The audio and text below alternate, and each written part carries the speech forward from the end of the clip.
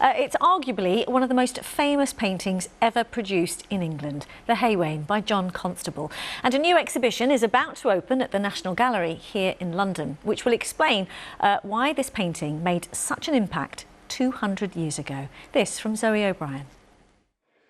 More than 200 years old and still the centre of attention. The Hay Wain catapulted Constable to fame in France and wider Europe, winning him a gold medal at the Paris Salon in 1824.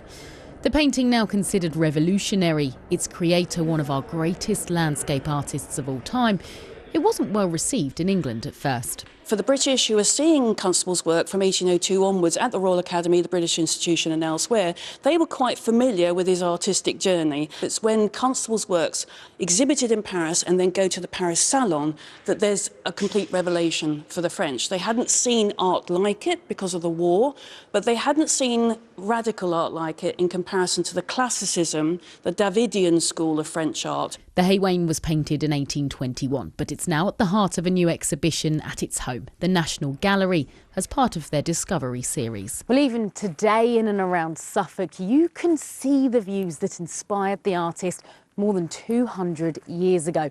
Take this as an example, Flatford Mill.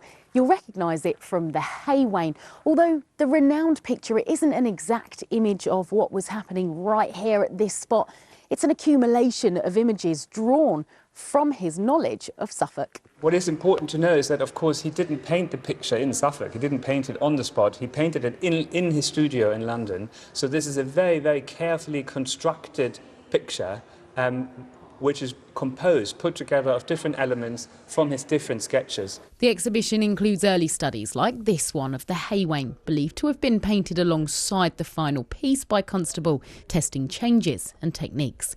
But it is, of course, what artists have always done. So an idealised view, if you will, of Suffolk, yeah.